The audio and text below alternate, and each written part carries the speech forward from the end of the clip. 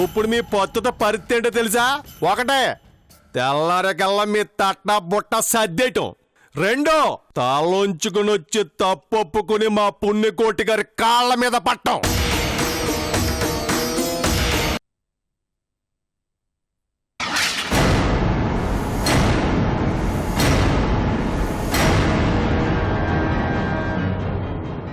ఆ ముసల్దానికి ఎంత పొగర బలిసిపోయిందంటే, వచ్చి మీకు క్షమాపణ చెప్పమని చెప్పినా కూడా అది రాలేదంటే దానికి మనం ఏంటో చూపించాలయ్యా. చూపిస్తాను దానికి ఇవాళ నేనేంటో.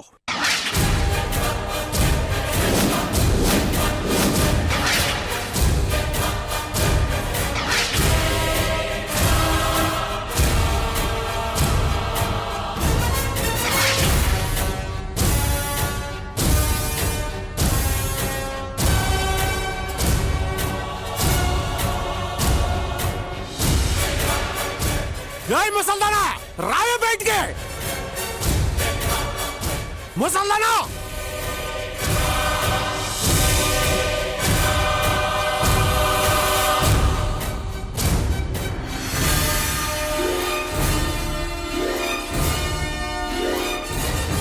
నేను నీకు చెప్పిన మాటల చెవుకెక్కలేదా, లేకపోతే కళ్ళు నెత్తికెక్కినయా? క్షమాపణ అడగమని చెప్పాను కదా. ఊళ్ళో ఉండాలన్న ఆశ చచ్చిపోయిందా?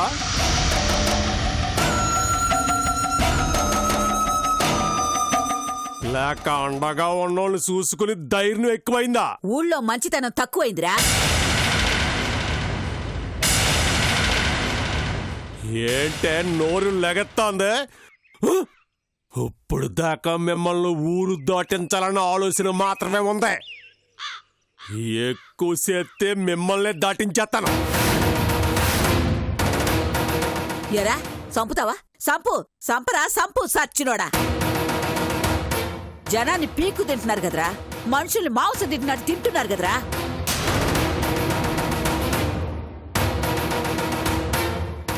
మీ బెదిరింపులకి లొంగే రకం కాదు నేను. అయితే బతుకు, లేకపోతే సావు. ఉంటే ఈ ఊరు, లేకపోతే ఇంకో ఊరు. నువ్వేంట్రా నన్ను బెదిరించేది పిల్లనాయాల? ఏం కూసావా రాంబాబు?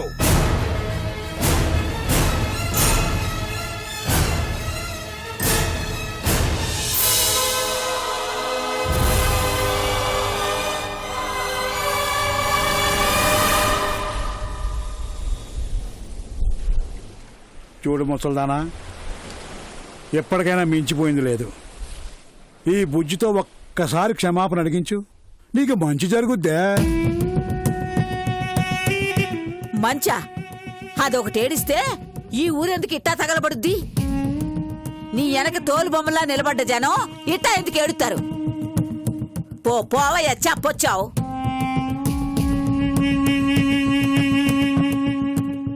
ఈ జానికి ఊళ్ళో ఉంటే నీ ఆటలు సాగవని నీకు ఒడుగు పుట్టి ఇదంతా చేస్తున్నావు.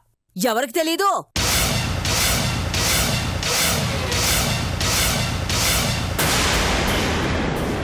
కానీ నీకు తెలియని విషయం ఇంకోటుంది. మేము ఏ ఊర్లో ఉన్నా మా రావుడు మాత్రం ఇక్కడే ఉంటాడు. మేము నీ అరాచకాలు చూడకపోయినా ఆయన చూస్తూనే ఉన్నాడు. ఇప్పుడు జానకి, రేపు ఇంకొకరు, ఎవరో ఒకరు నీ తాట తీయడానికి వస్తూనే ఉంటారు. ఏంటే ముసల్దానా, మాటలు చాలా మాట్లాడుతున్నావు ఏంటి కదా? నన్ను కాదని బతికేద్దామనే? ఈ ఊళ్ళోనే కాదే, ఏ ఊళ్ళో ఉన్నా నేను వదిలిపెట్టను. నువ్వు కాదు, నేనే నిన్ను వదిలిపెట్టను.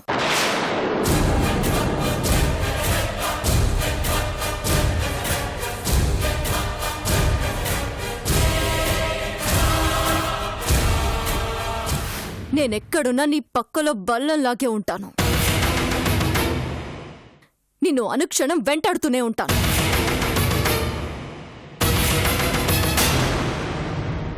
ప్రతి క్షణం నీకేదో రకంగా అడ్డుపడుతూనే ఉంటాను.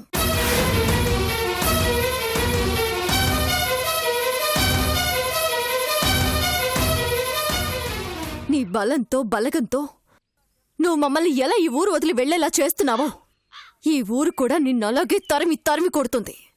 ఆ రోజు దగ్గరలోనే ఉంది. అయితే మారను అంటావు.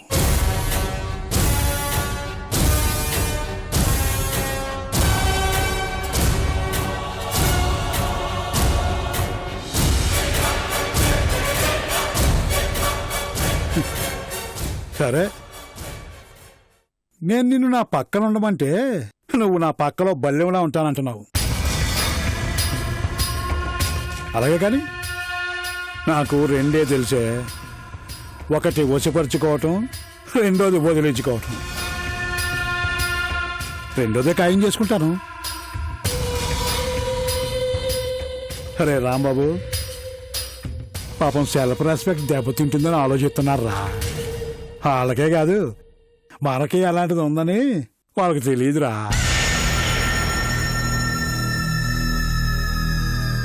నువ్వు తెలియజేయరా?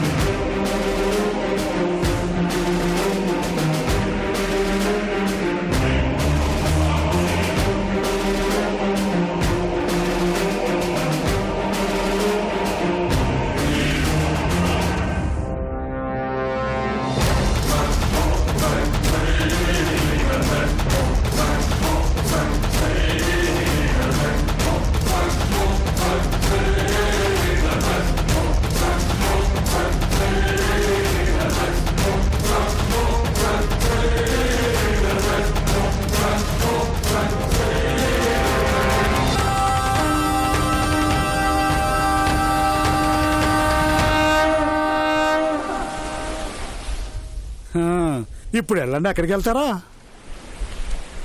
గం పట్టుకుని తేగలమ్ము కొట్టం కాదు, పట్టుకుని అడుక్కు తినే రోజులు వచ్చాయి. ఇప్పుడు ఏడండి ముగ్గురు కూసుని. రాయ్, వీళ్ళకెవళ్ళన్నా సాయం చెయ్యాలని చూస్తే వాళ్ళకు కూడా ఇదే గతెడతాది. గుర్తుంచుకోండి. అయ్యారు పదండి.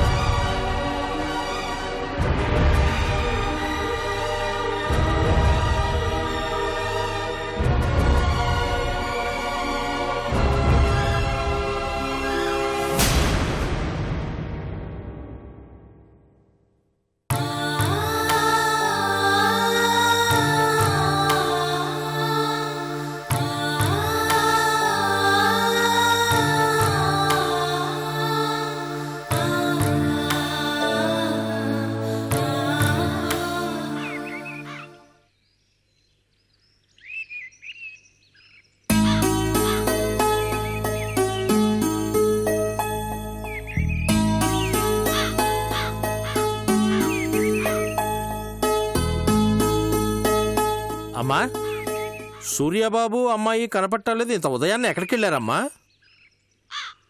సారీ మూర్తి గారు, మీకు చెప్పి వెళ్ళాలని వాళ్లకు తెలియదు, అందుకే నాతో చెప్పి వెళ్లారు. అంత వెటకారం ఎందుకులేమ్మా, నేనేదో క్యాజువల్గా అడిగాను.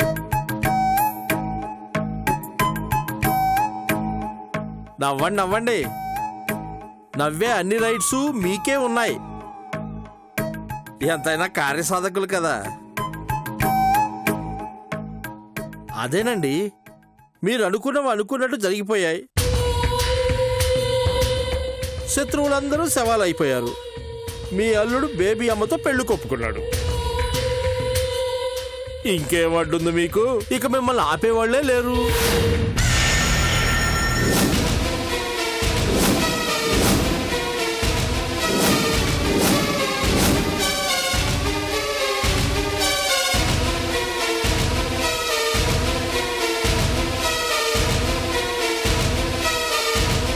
రేయ్,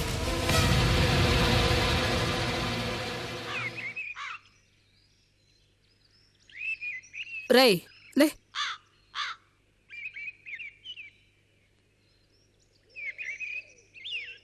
అయ్యయ్యో, ఏమైందిరా? ఈ గాయాలేంటి? అలా చూస్తావేంట్రా? ఏం జరిగిందో చెప్పు. ఎవరు కొట్టారు?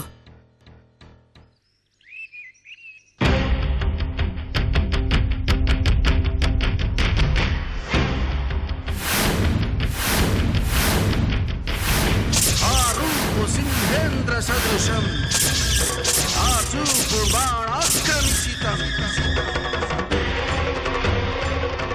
ఓంకారం విశ్వాసమత నిధికారం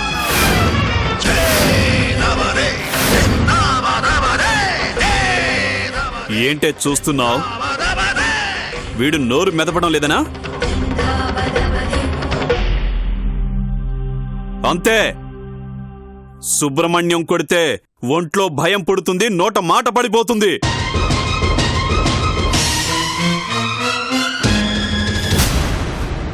రాననుకున్నావా, రాలేననుకున్నావా?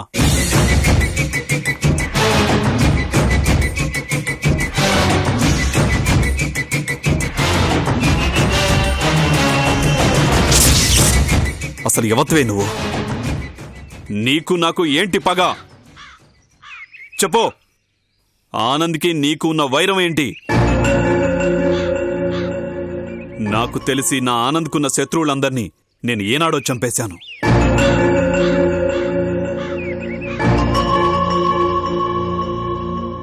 కొత్తగా నువ్వెక్కడి నుంచి పుట్టుకొచ్చావే?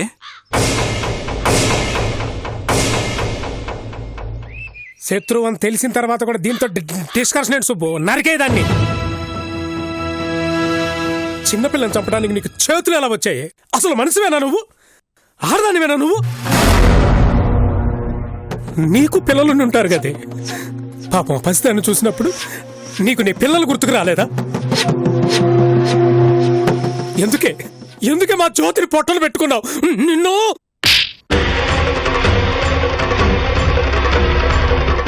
మీనాక్షి,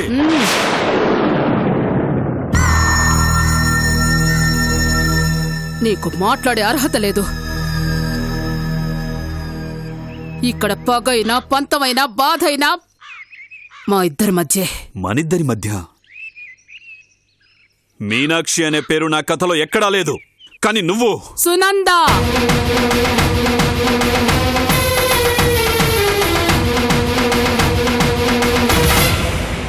మీనాక్షిని కాదు, సునందని.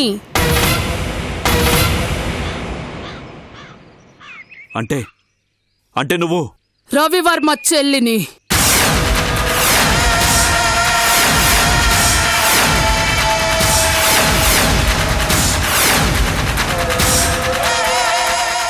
మీరు ప్రాణ స్నేహితులమని నమ్మించి వంచిన రవివర్మ చెల్లెల్నిరా.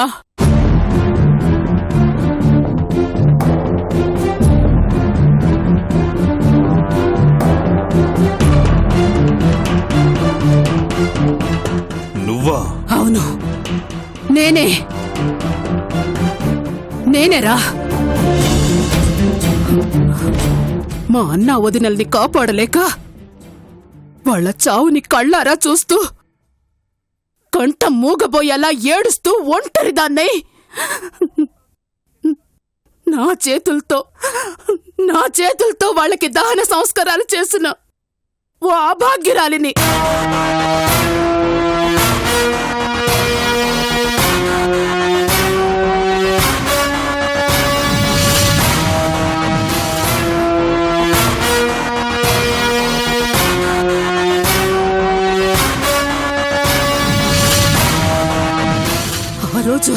ఆ రోజు మండుతున్న మా అన్న వదినల్ల చిత్తి మీద ఒట్టేశాన్రా. ఆ ఆనంద్ని, వాడికి సంబంధించిన వాళ్ళని ఎవ్వర్ని ప్రాణాలతో వదలనని. పొరపాటు పడుతున్నావు సునంద. రవివర్మ చావు కారణం ఆనంద్ కాదు. వద్దు.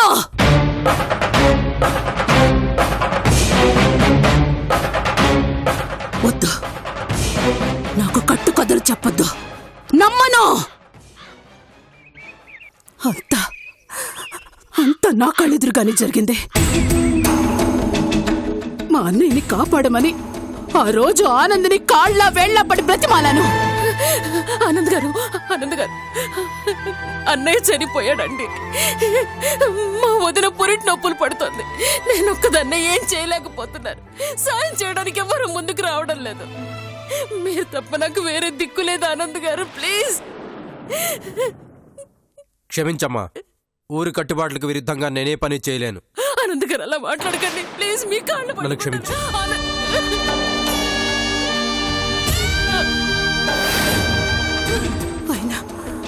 అయినా ఆ రాక్షసుడికి మనసు కరగలేదు. అలాంటి వాడి గురించి నాకు ఎవరు ఎన్ని చెప్పినా నేను నమ్మను.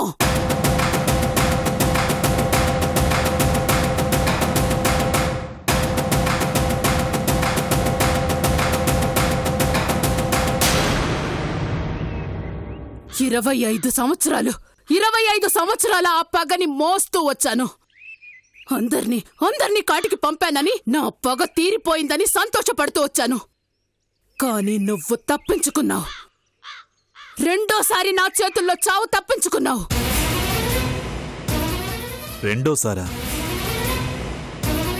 రెండోసారేంటి? ఏంటా? 25 క్రితం నువ్వు ఆనంద్ శత్రువులని హతమారుస్తున్నప్పుడు వెనుక నుంచి నిన్ను పొడిచింది ఎవరనుకున్నావురా? నేనే.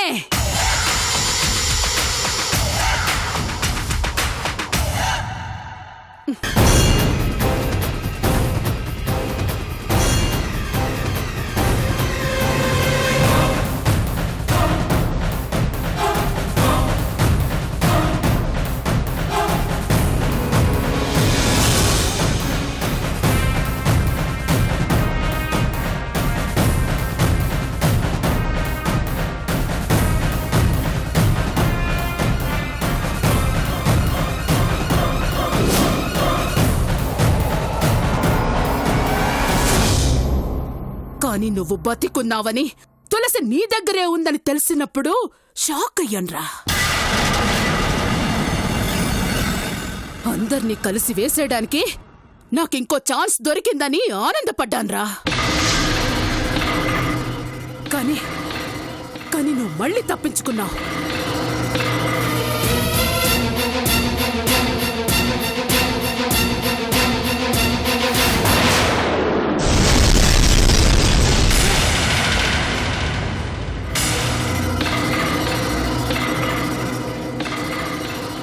నువ్వు మాత్రమే తప్పించుకున్నావా?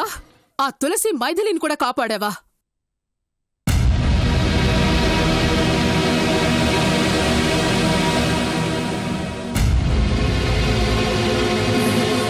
చాలురా, చాలు. నీ మొహంలో ఉన్న ఆ ఎక్స్ప్రెషన్స్ చాలు. వాళ్ళు పోయారు అని తెలుసుకోవడానికి. మూర్తి గారు, పర్వాలేదు, తులసి మైథిలి పోయారంట. కానీ నేను బతుకున్నాను కదే.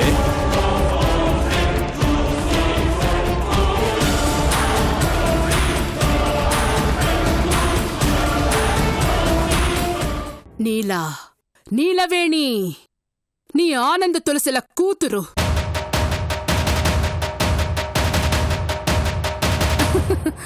నా మేనల్లుడికిచ్చి పెళ్లి చేశాను. కాని వాడు నా అన్న కొడుకుని వాళ్ళకు తెలియదు కదా. ఎందుకంటే వాణ్ణి దుర్గ కొడుకుగా పెరిగేలా చేసింది నేనే కాబట్టి. ఇప్పుడు వాడికి నిజం తెలిసి వాళ్ళ అమ్మా నాన్నల చావుకి కారణం నీలా కన్నవాళ్లే అని తెలుసుకుని దానికి విడాకులిచ్చి మెడ పట్టుకుని బయటికి గెంటేశాడు. ఊరికే కాదు, ఆస్తి మొత్తం లాగేసుకుని మరీ గెంటేశాడు. గెంటేసేలా చేశాను.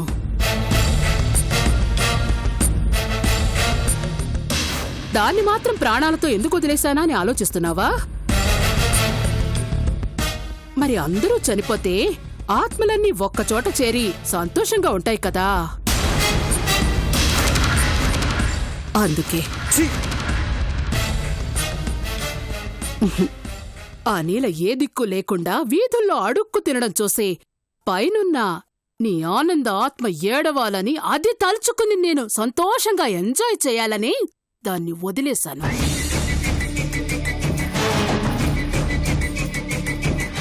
నీకు చేతనైతే నువ్వు బతికుండడానికి ఓ అర్థం ఉండాలి అంటే వెళ్ళి దాన్ని కాపాడు. అది నీ వల్ల కాదనుకో,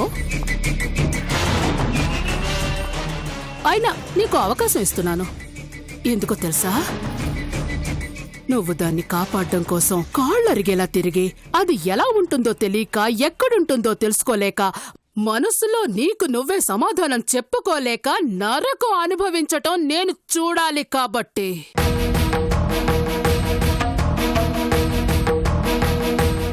అది జరగదు సునంద. ఇన్నాళ్ళు నా స్నేహితుడికి నేనేమీ చేయలేకపోయాను, కానీ ఇప్పుడు నాకు అవకాశం వచ్చింది. వదులుకోను. నీలవేణిని కాపాడి తీరుతాను. All the best mister Subbu. కానీ ఒక్క విషయం, నువ్వు కాపాడుతాను అని ఛాలెంజ్ చేసినప్పుడు దాన్ని చంపుతాను అని నేను కూడా ఛాలెంజ్ చేయాలి కదా.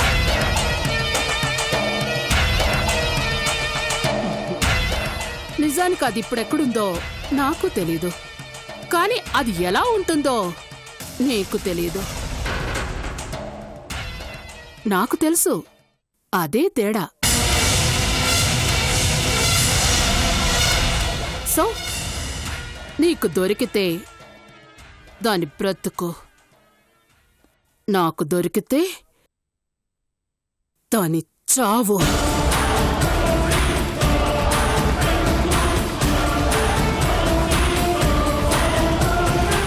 డీల్? డీల్. డీల్. ఇన్నాళ్ళు ఏం జరిగినా నాకు తెలియకుండా, నా నోటీస్కి రాకుండా జరిగింది. అయినా నేను నీ దాకా వచ్చాను. ఇప్పుడు నాకు తెలిసి జరుగుతోంది అంటే నీల దగ్గరికి కూడా నేను వెళ్ళగలను.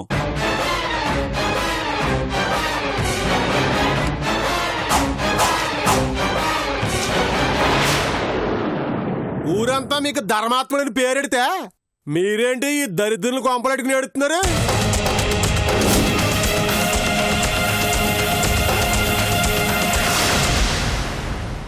మీ కులానికి పవిత్రత అనేది ఒకటి ఉంటుంది కాబట్టి. కానీ మీరు ఇలా అలగాజనంతో చేరి అపవిత్రం అయిపోతే మరి మా నిర్ణయం మిమ్మల్ని గుడి నుంచి తప్పించే వైపు వెళ్తుంది. ఈ ఊళ్ళో అలగా జనం అంటూ ఎవరైనా ఉన్నారంటే అది మీరే.